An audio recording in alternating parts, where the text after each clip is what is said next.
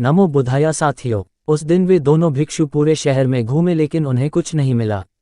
वे लौट रहे थे। उसी समय एक कौवा मांस के एक टुकड़े को अपने पंजों में दबाए आसमान में उड़ रहा था। अचानक उसकी पकड़ कमजोर पड़ी और वह मांस का टुकड़ा सीधा आकर भिक्षु के पात्र में गिरा। उन्होंने देखा मांस का एक टुकड़ा। उन दिनों गौतम बुद्ध के पास जो भी आता उसे भिक्षु बनने की दीक्षा मिल जाती थी। आने वालों में बहुत से लोग राजा थे या ऐसे समुदायों से आते थे जहां मांस खाना सामान्य बात थी।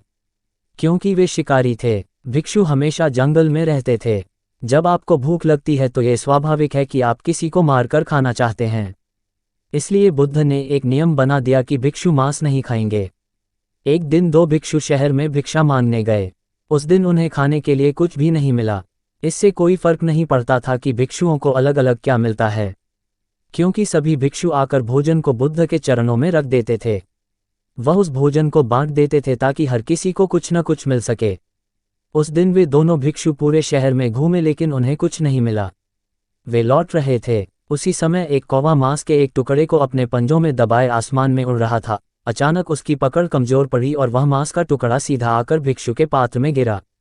उन्होंने देखा मांस का एक टुकड़ा। आप जानते हैं कि मन हमेशा कोई न कोई बहाना ढूंढता रहता है। आप सुबह में देर से उठने के लिए नहीं ढूंढते।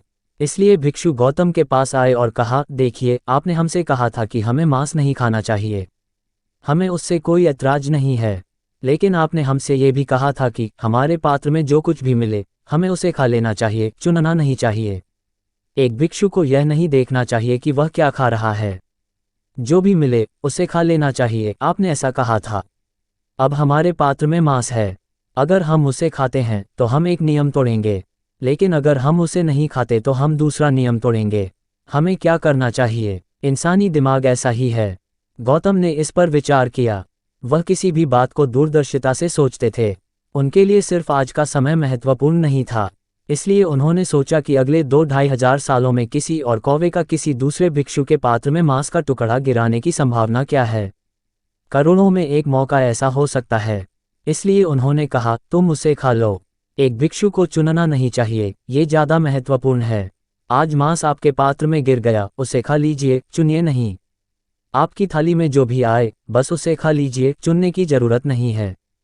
क्योंकि जैसे ही आपने चुनना शुरू किया फिर उससे आपका जुड़ाव इतना अधिक होगा कि आप शांत नहीं बैठ सकते। नमो बुद्धाय।